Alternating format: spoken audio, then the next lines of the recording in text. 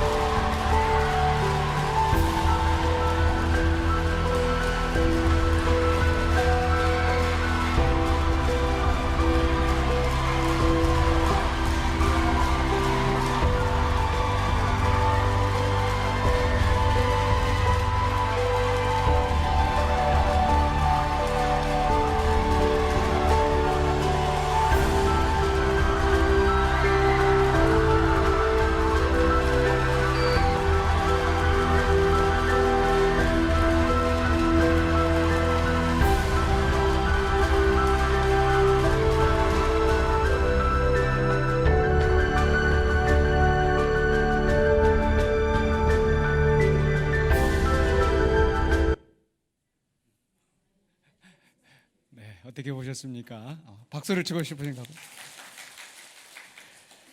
네, 줄다리기가 이렇게 쫄깃쫄깃한 경기인지 모르셨죠? 네. 줄다리기 해보신 분들은 아마 아실 거예요. 줄다리기 끝나고 나면은 막 손에 막 그 상처, 막 겨드랑이 밑에. 근데 아마 이 소년 그 끝이 어떠했을지 아마 상상이 아마 되실 겁니다. 근데 혹시 이 줄다리기를 영어로 뭐라고 하는지 혹시 아십니까? 줄다리기는 영어로 tug of war, 전쟁, 그러니까 당기기 전쟁이다. 그래서 정말 전쟁처럼 치열한 그런 승부가 진행되었습니다.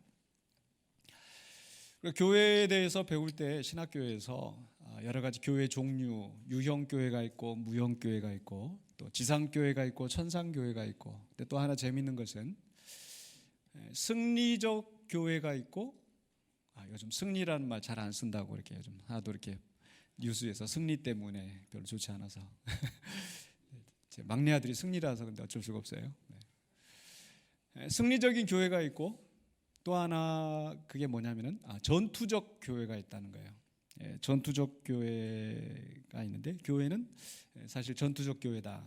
전투적 교회가 어떤 교회인가? 맨날 교회에서 그냥 쌈박질하는 그런 교회가 아니고, 서로 자기들끼리 싸우는 그런 교회가 아니고, 전투적 교회라고 하는 것은 바로 죄악이 가득한 이 지상에서 흑암의 권세와 영적인 전쟁을 수행하는 교회라 하는 뜻입니다.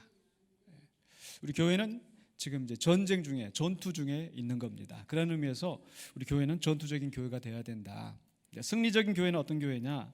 바로 천상의 교회로서 사단과의 영적 전투에서 이미 이긴 상태의 교회다. 이미 앞서 우리가 싸움을 싸우고 이미 천상에서는 그런 승리적인 교회가 되어 있습니다. 그래서 우리 지난 또 며칠 동안에 또 많이 우리 성도님들이 또 소천하시는 그런 일들이 있었는데, 이미 승리적인 교회에 들어가셔서 또 주님과 함께 또 마지막 그 날을 기다리신 줄로 믿습니다. 그래서 전투적인 교회는 바로 현세적인 교회, 바로 전투의 과정 중에 있는 교회를 의미하고요. 승리적인 교회는 바로 미래의 이제 전투의 결과로서 완전히 이루어질 그 날을, 그 공동체를 보여주는 교회라고 할 수 있겠습니다. 어떻습니까? 우리 교회는 전투적인 교회인가요? 아니면 비전투적인 교회인가요? 사실 우리는 매일 싸움을 싸우고 있는 그런 성도들이고 또는 그런 교회가 되어야 될 줄로 믿습니다. 우리 교회가 만약에 전투적인 교회라고 한다면 여러분, 성도들은 어떤 사람들입니까? 바로 그 싸움을 싸우는 군인이 되는 거죠. 여러분, 한 사람 한 사람이 그런 싸움을 싸워가는 군인이라는 겁니다. 그러니까 교회 다닌다는 것은 그저 일주일에 한 번 그냥 교회 나와서 예배드리고 마음의 평안 위로를 받고 그냥 돌아가는 그런 것이 아니라, 이 자리에 와서 말씀으로 무장하고 기도로 무장을 하고 또 세상에 나아가서 정말 믿음의 싸움을 싸워야 하는 그러한 존재들이라는 겁니다. 그럼 우리는 전투적인 교회 일원으로서 우리는 어떤 마음가짐으로 어떻게 살아야 할까? 아니, 어떻게 싸워야 할까? 이 문제를 오늘 본문의 말씀 속에서 함께 교훈을 찾고자 합니다. 오늘 31장은 모세의 마지막 전쟁을 기록하고 있습니다. 민수기 31장 2절에 보니까 이스라엘 자손의 원수를 미디안에게 갚으라. 그 후에 내가 내 조상에게로 돌아가리라. 모세가 죽기 전에 마지막 하나님께서 사명을 맡기시고, 그것은 바로 이스라엘 자손의 원수를 미디안에게 갚으라 라고 하는 그런 내용입니다. 그 뒤로 이제 전쟁이 계속 진행되어지는데, 사실 오늘 31장을 보면서 굉장히 불편함을 느끼실 수도 있습니다. 아마 지난주의 말씀 속에서도 아마 여성들에게 또 여자는 남자가 주관하도록 한 그 말씀 때문에 아마 불편함을 느끼실 수도 있었을 텐데, 오늘 말씀 그보다 더 어떻게 보면 불편한 그런 상황이 될 수도 있습니다. 왜냐하면 우리 예수님께서 말씀하시기를 원수를 사랑하라, 원수 갚지 말라 이렇게 말씀하는데, 우리 정작 하나님은 이스라엘 자손의 원수를 갚아라 라고 말씀하시고, 그 원수를 갚는 전쟁을 지금 하고 있는 거죠. 또 게다가 그 전쟁을 할 때 어떻게 합니까? 31장 9절에 보니까 이스라엘 자손이 미디안의 부녀들과 그들의 아이들을 사로잡고 그들의 가축과 양떼와 재물을 다 탈취하고, 그러니까 부녀와 아이들까지 지금 다 사로잡아온 그런 상황인 겁니다. 포로로 잡아온 거죠. 요즘 그렇게 만약에 전쟁을 했다고 한다면 전 세계의 비난을 아마 면하지 못할 겁니다. 근데 거기서 한 걸음 더 나아가서 이제 이 군인들이 돌아왔었을 때 그 군인들을 보면서 모세가 그들을 향하여서 굉장히 화를 냅니다. 화를 내면서 너희가 어찌하여 그 여자들을 살려왔느냐, 다 죽이지 않고. 그러면서 그 다음에 민수기 31장 17절 18절에 보니까 이렇게 말씀하고 있어요. 그러므로 아이들 중에서 남자는 다 죽이고 남자와 동침하여 사내를 아는 여자도 다 죽이고 남자와 동침하지 아니하여 사내를 알지 못하는 여자들은 다 너희를 위하여 살려둘 것이니라. 너무 끔찍하지 않습니까? 전쟁을 하고 그 전쟁에서 부녀들 어린아이들까지 다 사로잡아와서 그나마도 남자는 다 죽이고, 사내를 알던, 그러니까 결혼한 여자는 또 다 죽이고, 다만 사내를 알지 못한 처녀들만 살려서 이스라엘 백성들이 자기들의 여자로 삼는 이러한 그 전쟁. 어떻게 보면 그 비인도적인 그 대학살, 캄보디아에 있었던 뭐 킬링필드 그 이상 가는 그런 대학살이 성경에 기록되어 있다는 겁니다. 오늘 이것을 우리 교회가 어떻게 우리가 이해하고 또 어떻게 이 말씀을 적용해야 되는가, 그것이 오늘 우리 본문 말씀 속에서 우리가 함께 생각해야 될 문제입니다. 오늘 본문의 내용은 이제 세 단원으로 나눠져 있습니다. 오늘 봉독한 말씀을 중심으로 해서 그 앞에 1절부터 12절, 그리고 13절부터 24절, 그리고 25절부터 마지막 절까지 세 단원으로 구분되어 있는데, 이 단원을 저는 이제 세 가지 키워드로 좀 정리를 해보았습니다. 첫 번째로는요, 정복입니다. 정복. 바로 이스라엘 백성을 지금 하나님께서 미디안과 전쟁을 하라고 하셨죠. 그래서 그 명령을 따라서 1절부터 12절까지는 전쟁을 하고 있는데, 그 전쟁하는 그 내용이 어떤 내용인가 살펴보면요, 자, 그 31장 2절에서 이스라엘 자손의 원수를 갚되라고 보냈는데, 사실 그 다음에 3절에 보시면요, 민수기 31장 3절에서 모세가 백성에게 말하여 이르되 너와 함께 있는 사람들 가운데서 전쟁에 나갈 사람들을 무장시키고 미디안을 치러 보내어 여호와의 원수를 갚되라고 되어 있죠. 아까 처음에 2절 시작할 때는 누구의 원수를 갚으라고 그랬어요? 이스라엘 자손의 원수를 갚으라고 했는데, 그 다음에 3절에서는 여호와의 원수를 갚되라고 말씀하고 있는 겁니다. 그러니까 지금 이 미디안과 전쟁을 하고 있는데, 이 미디안은 누구냐? 한마디로 이야기하면 여호와의 원수라는 거죠. 왜 여호와의 원수일까? 이 미디안 족속이 바로 그 다음에 계속 진행되어진 전쟁의 상황을 보셔야 되는데, 8절에 보니까 이제 이 사람들이 나가서 전쟁을 하는데 31장 8절에서 그 죽인 자 외에 미디안의 5 왕을 죽였으니 미디안의 왕들은 에이와 레겜과 수루와 후루와 레바이며 또 부올의 아들 발람을 칼로 죽였더라. 그래서 발람을 죽였다. 이 발람은 민수기 22장에서 24장까지 해서 보면은 바로 선지자로서 모압 왕이 이 이스라엘 자손을 저주해달라, 그 요청을 받고 와서 사실 저주는 하지 못하고 축복을 했었던 그런 그 선지자였습니다. 근데 하나님의 선지자는 아니었었고요, 그 이방 종교의 그런 그 술사라고 할 수 있겠는데, 그 술사를 통해서도 하나님께서는 역사하셔서 이스라엘 백성을 축복하셨던 사건이죠. 그런데 그 이후로 민수기 25장에 보면 이제 22장부터 24장까지 발람의 이야기가 나오고, 25장에서는 그 이스라엘 자손들이 모압 여인과 음행하면서 우상을 섬기다가 많은 사람들이 연병으로 죽은 사건이 기록되어 있습니다. 근데 그 연병으로 죽게 된 그 원인이 누구에게 있었는가 보면은요, 오늘 민수기 31장 16절에 보라, 이들이 발람의 궤를 따라 이스라엘 자손을 부올의 사건에서 여호와 앞에 범죄하게 하여 여호와의 회중 가운데 연병이 일어나게 하였느니라.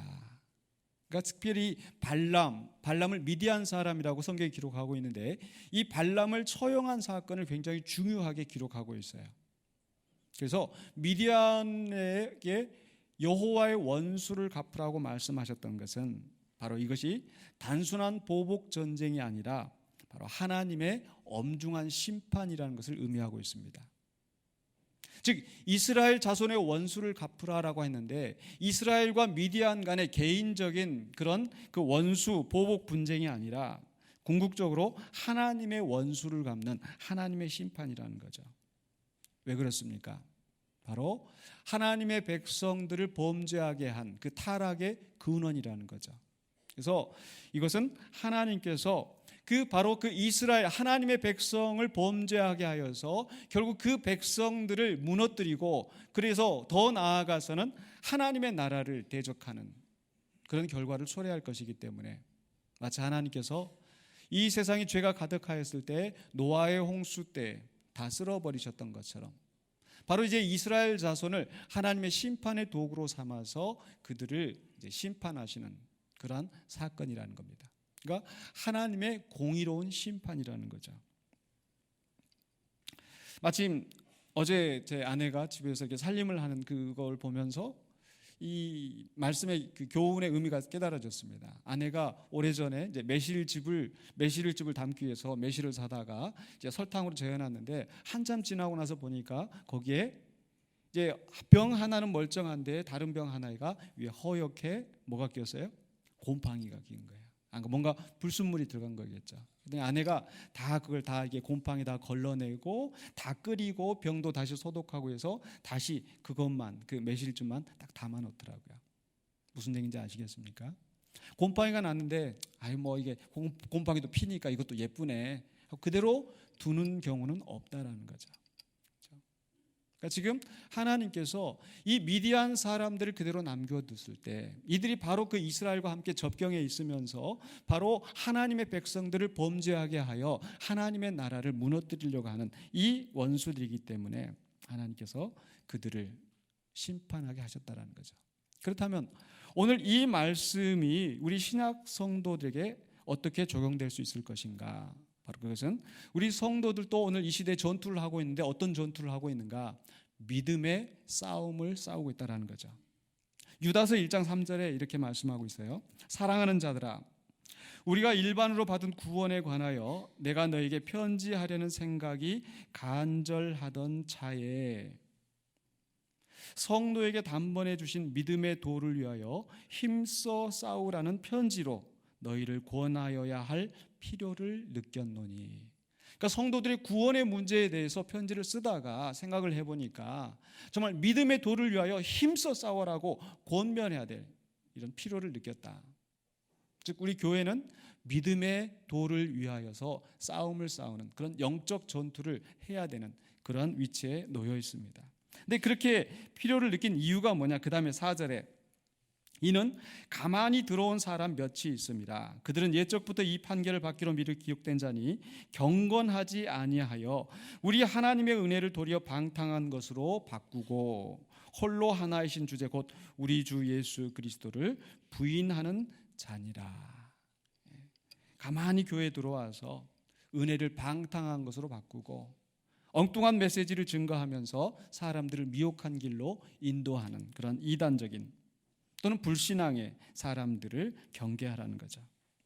그러면서 11절에 이렇게 계속해서 또 기록이 되어 있어요. 화있을 진저 이 사람들이여 가인의 길에 행하였으며 삭스를 위하여 발람의 어그러진 길로 몰려갔으며, 바로 이 구약 성경에서 기록되었던 민수기 31장에서 민수기 25장에서 일어났었던 그 사건을 떠올리면서 바로 이 사람들이 바로 그렇게 구약의 발람처럼 어그러진 길로 몰려갔다. 고라의 패역을 따라 멸망을 받았다. 이 사람들은 어떤 사람인가? 계속해서 16절에 이 사람들은 원망하는 자며 불만을 토하는 자며 그 정욕대로 해하는 자라. 그 입으로 자랑하는 말을 하며 이익을 위하여 아첨하느니라. 계속해서 19절에 이 사람들은 분열을 일으키는 자며 육에 속한 자며 성령이 없는 자니라. 그렇기 때문에 이러한 자들을 경계하여서 믿음의 도를 지키기 위하여서 힘써 싸우라는 거죠. 즉 성도들은 오늘 이 시대에 우리가 싸우는 것은 우리의 욕심을 위하여서, 우리의 이익을 위하여서, 내 것을 더 갖기 위하여서 싸우는 그런 싸움이 아니라 바로 바른 신앙과 행위를 위해서 우리가 싸워야 된다는 것. 그 싸움의 대상은 누구예요? 잘못된 가르침을 전파하는 이단들이나 또는 교회 안에서 분열을 또는 미혹하게 하는 그런 목소리들에 대해서 우리는 싸워야 한다는 거죠. 우리는 싸움의 방향을 잘 잡아야 됩니다. 그런 의미에서 최근에 우리 교계에서도 그 문제, 뭐 교계의 문제가 아니라 사회적인 문제로 이미 나왔던 것 같아요. 지난 20일 날 MBC에서 스트레이트인가 어떤 그 방송에, 저는 이제 방송 직접 보지 못하고 기사로만 봤습니다만은 어느 한 교회 목사 해가지고 선거 유세하는 목사, 아마 그런 제목으로 나왔던 것 같아요. 소위 한기총의 대표라고 하는, 한국기독교총연합회의 대표라고 하는 사람이 나와서 강단에서 지금 우리 국회의원은 다 빨갱이들이 잡고 있다. 그 다 없애버리고 뭐 누구 뭐 이렇게 지지해야 된다, 뭐 이렇게 하고 있는데, 저는 개인적으로 물론 사인으로서는 어떤 정치적인 입장이 있지만 강단에서 그것을 이야기하는 것은 굉장히 잘못된 거라고 생각을 합니다. 어떤 당을 지지하고 어떤 당을 부인하고 그런 정치적인 발언을 하는 것은 하나님이 원하시는 바는 아니죠. 다만 하나님 나라의 정의가 무엇이고 가치가 무엇인지 그것을 말씀을 통해서 성도들에게 이야기하고 거기에 대한 판단으로서 성도들이 투표를 하고 결정을 해야 되겠죠. 그런데 이 목사는 아예 그 정치의 중심에 들어가 가지고 당을 만들고, 그러면서 교인들 다 동원해 가지고 거기에 더 찍게 만들고 뉴스에까지 나오고, 뭔가 잘못됐습니다. 이들은 지금 빨갱이를 뭐 다 처단해야 된다라고 목소리를 높이고 동성애 뭐 이렇게 하면서 막 이런 거 저런 거 막 하는데, 사실 이 한국 기독교 총연합회가 지금 어떤 집단인가, 아마 그거 보면서 참 난감하신 분들이 많이 있었을 거예요. 야, 우리 나 교회 다니는데 누가 거기에 대해서 이야기를 하면. 근데 여러분 속지 마시기 바랍니다. 사실 우리 합동교단도 이 한국 기독교 총연합회 과거에는 속해 있었지만은 지금은 탈퇴했어요. 탈퇴해서 나온 이유가 뭐냐? 거기에 온갖 잡동사니 이단들을 다 받아들이고 있어서 그들과 함께 도저히 같이 갈 수가 없는 거예요. 그래서 지금 현재는 우리 대한민국의 큰 교단들은 다 이 한국 기독교 총연합회하고 거리를 두고 있고 끊었어요, 관계를. 그래서 실제로 숫자로만 봐도 우리 한국 기독교 그 교단에 속한 그 한기총을 탈퇴한 교단들의 숫자가 73%예요. 그리고 겨우 지금 나머지 다 합쳐봐야 23%도 안 되는, 20%도 안 되는 그 사람들 모여서 어디 이름도 들어보지 못한, 사실 그 앞에 그 한국 기독교 총연합회 대표라고 하는 그 목사도 무슨 대신 무슨 총회, 아마 여러분 들어보셨습니까? 아마 또 교회에 관심이 있던 분들은 혹시라도 들어보셨겠지만 아마 대부분은 아마 들어보지도 못한 그런 사람들이 모아서 한국 기독교를 대표한다고 하면서 지금 오히려 물을 흩어뜨리고 있는 겁니다. 거기에 무슨 다락방 또는 뭐 구원파 또 무슨 뭐 김승훈가 변승훈가 뭐 하여간 그 이단들 이렇게 나온 모든 이단들을 다 거기다 다 그러니까 다 해제했어요. 모든 교단들이 이단 아니다, 여기는 가면 안 된다라고 하는데 그 한기총에서는 정말 뭐 이것저것 다 듣보잡들 다 이단들 다 모아다 놓고 한국 기독교 총연합회라고 하고 있고, 그러면서 자기들의 욕심을 위해서 지금 싸우고 있는 게 아닌가. 소위 그 대표 목사가 오늘 소년부도 있어서 제가 더 자세하게는 못하겠어요. 사실은 자세하게 이야기하려고 하는데 빤 누구 목사라고 하는, 빤 X 목사라고 하는, 왜 그런 별명이 들었는가. 교회 강단에서 설교하면서 여자 성도에게 속옷을 벗으라고 빤 뭐라고 했어요.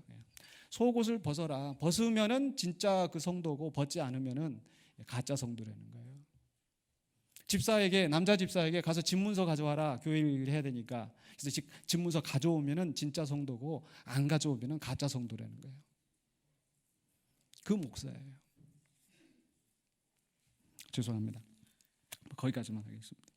그러니까 우리 세상에서 싸울 때에 우리가 악과 싸우지만은, 그러나 그것이 우리가 지금 이제 이 시대에 우리가 정말 우리 교회를 거룩하게 하고 교회 이단을, 교회 분열을 또는 교회에 미혹하게 하는 그런 악한 영들과 싸워야 되는 그런 책임이 있다는 것을 우리는 알아야 되겠습니다.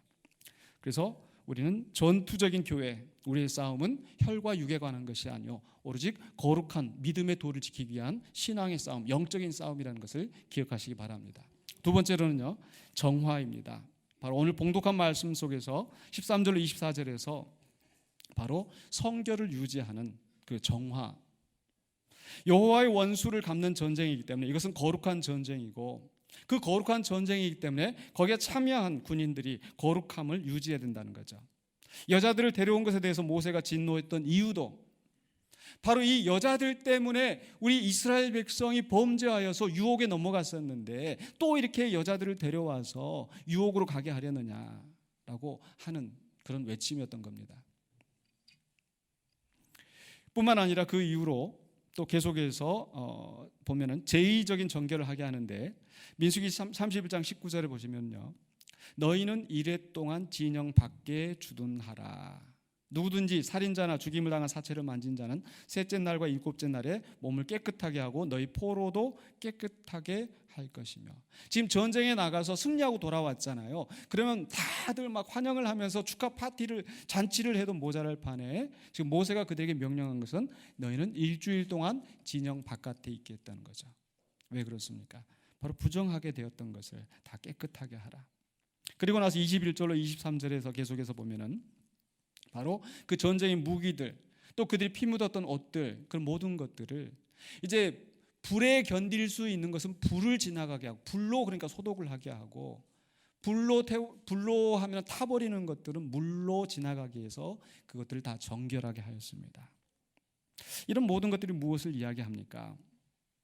바로 이 전쟁의 목적이 무엇인가? 전쟁의 목적은 가서 정복하는데 거기에 목적이 있는 것이 아니라 결국 이 전쟁이 마치고 바로 하나님과 연합하는, 하나님과 안식하는 것이기 때문에, 그래서 그 전쟁을 마치고 자신들을 다시 정결하게 한 다음에 하나님의 진영에 들어오게 한 것입니다. 바로 우리가 전쟁에 임하지만은 우리가 이 전쟁에 우리 자신이 거룩함을 유지하지 못하면 하나님과 연합에 들어갈 수가 없어요. 그렇기 때문에 고린도전서 9장 25절에 바울이 이렇게 이야기합니다. 이기기를 다투는 자마다 모든 일에 절제하나니. 역시 다툼을 이야기하는데 그 다툼은 선한 싸움입니다. 근데 그 선한 싸움을 위하여서 우리는 모든 일에 절제해야 된다는 것을 이야기하면서 그들은 썩을 승리자의 관을 얻고자 하되 우리는 썩지 아니할 것을 얻고자 하노라. 그저 싸워서 내 이익을 취하는, 그 썩을 것을 추구하는 그런 싸움이 아니라 결국 거룩하신 하나님과의 연합, 거룩한 주님의 나라에 들어가는 그 싸움일 것이기 때문에 우리는 절제하는 우리가 되어야 된다. 그래서 27절에 계속해서 내가 내 몸을 쳐 복종하게 함은 내가 남에게 전파한 후에 자신이 도리어 버림을 당할까 두려워함이로다. 그러니까 다른 사람을 손가락질하고 다른 사람을 정죄하고 다 했는데 정작 자기 자신의 정결함을 유지하지 못하고 자기 자신 버림을 받는다면 얼마나 불행한 것입니까? 실제로 모세 자신이 그러했어요. 이스라엘 백성을 애굽에서 구출해내고 광야에 40년 동안 그들 인도하였지만 그 광야에서 반석에서 하나님의 명령을 어기고 반석을 쳐서 물이 나오게 함으로써 하나님의 거룩함을 드러내지 못하고 하나님의 영광을 나타내지 못하여서 그 자신이 가나안 땅에 들어가지 못하게 된 거죠. 그렇기 때문에 우리는 내 자신을 쳐서 복종하게 하는 그러한 우리가 되어야 됩니다. 그러기 위해서 우리는 악한 세력에 넘어가지 않도록 우리는 경계해야 돼요. 어떻게 그 경계함을 유지하는가? 계속해서 이 유다서 1장 20절로 21절에 아까 싸움을 이야기했던 그 유다서입니다. 그 유다서의 마지막에 결론을 이렇게 맺고 있어요. 사랑하는 자들아, 너희는 너희의 지극히 거룩한 믿음 위에 자신을 세우며 성령으로 기도하며 하나님의 사랑 안에서 자신을 지키며 영생에 이르도록 우리 주 예수 그리스도의 긍휼을 기다리라. 바로 믿음 위에 자신을 세우며 우리는 믿음으로 우리는 구원을 얻고 또 우리가 믿음 위에 우리 자신이 굳게 서야 돼요. 그리고 나서 그 다음에 성령으로, 그 다음에 하나님의 사랑, 예수 그리스도의 긍휼, 이렇게 삼위일체 하나님의 의지하는 그러한 내용을 우리에게 조언하고 있습니다. 바로 성령으로 기도하는 것. 우리 힘으로만 싸울 수 없습니다. 우리 힘으로만 우리 자신의 정결을 유지할 수가 없어요. 그래서 성령의 불로써 우리가 정결하게 되어지고 성령의 능력으로 우리가 이 사역을 감당할 수 있도록 우리는 성령에게 기도해야 되고요. 두 번째로는요, 하나님의 사랑 안에서 자신을 지킨다. 계속해서 마귀가 우리를 삼키려고 우리에게 달려올 때 결국 우리 오늘 찬양 가운데 있었던 것처럼 전쟁은 하나님께 속한 것이고, 헤매이면서 어찌 갈 바를 모를 때 우리는 하나님께서 역사하신다는 것을 믿고 하나님의 사랑 안에서 거할 때 하나님께서 우리를 지키고 보호하실 줄로 믿습니다. 그리고 마지막으로 예수 그리스도의 긍휼을 기다리라. 바로 그것은 바로 그리스도의 재림을 기다리면서 이 싸움이 끝이 아니라 이 싸움 이후에 영광스러운 그리스도의 날이 오는 것을 기다리면서 우리는 끝까지 소망을 잃지 말라는 그런 말씀인 겁니다. 바로 이러한 속에서 우리는 우리의 성결을 유지하면서 끝까지 믿음의 싸움을 싸워야 되겠습니다. 마지막으로 세 번째로, 첫 번째는 정복이었었고요, 두 번째는 정화였었고요, 세 번째는 정산이라. 좀 말을 좀 맞췄습니다. 여러분 기억하시기 좋게.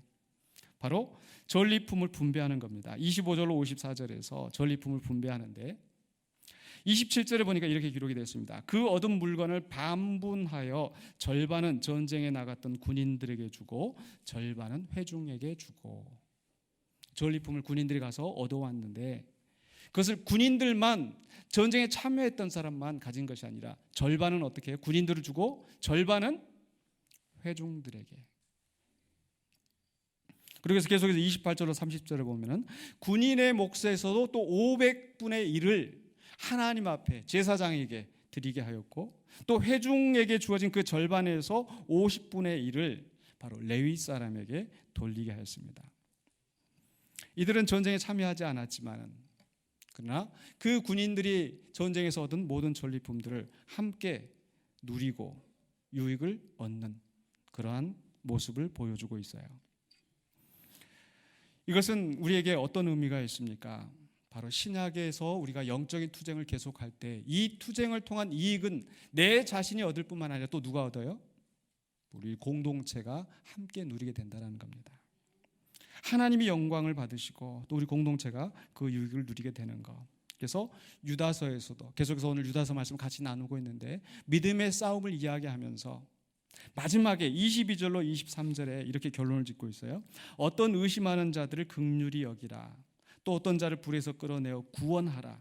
또 어떤 자를 그 육체로 더럽힌 옷까지도 미워하되 두려움으로 긍휼히 여기라.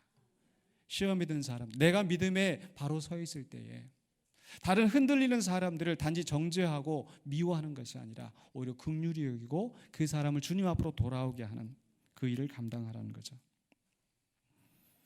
고린도전서 9장에서도 아까 바울이 이기기를 다투는 자마다 절제해야 된다라고 말씀하였는데 그 말씀을 주시는 맥락이 무엇인가? 무엇을 절제하는 것인가? 바로 앞에 8장에서 우상의 제물을 먹는 것에 대해서 이야기를 하면서 우상의 제물을 먹을 수 있는 자유가 있지만은 그 자유를 쓰지 아니하고 그리스도를 위하여서, 다른 사람을 위하여서 내가 먹지 않겠다, 다른 사람을 실족하게 한다면 먹지 않겠다, 그 얘기를 하는 맥락 속에서 절제해야 된다 라고 이야기하고, 그 다음에 10장으로 넘어가서 우상 숭배에 대해서 이야기를 하면서 10장 31절에, 이건 우리가 잘 아는 말씀이죠. 고린도전서 10장 31절에 그런즉 너희가 먹든지 마시든지 무엇을 하든지 다 하나님의 영광을 위하여 하라. 바로 우리 교회의 모토가 되는 이 말씀, 영광교회. 어떻게 하는 것이 하나님의 영광을 위해서 사는 것인가? 바로 그 다음에 나오는 말씀 우리가 눈여겨봐야 되겠습니다. 32절로 33절에 유대인에게나 헬라인에게나 하나님의 교회나 거치는 자가 되지 말고 나와 같이 모든 일에 모든 사람을 기쁘게 하여 자신의 유익을 구하지 아니하고 많은 사람의 유익을 구하여 그들로 구원을 받게 하라. 우리가 절제하고 믿음의 선한 싸움을 싸우고 하는 이 일들을 통해서 다른 사람들을 구원하고 다른 사람들을 영적으로 유익하게 만드는 그런 일을 감당해야 된다는 말씀입니다. 이제 말씀을 마무리하겠습니다. 우리는 영적 투쟁을 하고 있는 군인들이고 우리 교회는 전투적인 교회가 되어야 됩니다. 때로 이 싸움이 우리가 넘어지는 것처럼 보이고 우리가 지고 있는 것처럼 보이지만 아까 처음 동영상에서 보았던 그 아이처럼 비록 내가 작을지라도 끝까지 그것을 붙잡고 나아갈 때 하나님께서 우리를 통하여서 그 전쟁을 이기게 하실 줄로 믿습니다. 이 싸움은 세상의 더러운 것들과 싸우는 것이고 그것을 통하여서 이 세상을 변화시키고 하나님의 나라를 회복하는 거룩한 사명입니다. 이를 위해서 우리는 거룩한 헌신하는 자가 되어야 할 것이고 또 이것을 통하여서 하나님께 영광을 돌리고 많은 사람들에게 유익하게 하는 주의 성도들이 되시기를 주의 이름으로 간절히 축원합니다. 기도하겠습니다. 거룩하신 아버지 하나님, 은혜를 감사합니다. 오늘도 주신 말씀을 붙잡고 우리가 전투적인 교회로서 또 세상을 변화시키는 사명을 받은 정말 믿음의 영적인 군사로서 우리가 온전히 우리의 삶을 살아갈 수 있도록 도와주시옵소서. 세상이 악하고 때로 우리가 넘어지고 무너지는 것처럼 보이지만은 우리를 붙잡고 계시는 하나님을 바라보면서 또 성령님을 의지하여 기도하는 가운데 또 예수 그리스도의 긍휼로 말미암아서 넉넉히 이기는 우리가 되게 하여 주시옵소서. 예수 그리스도 이름으로 기도하옵나이다. 아멘.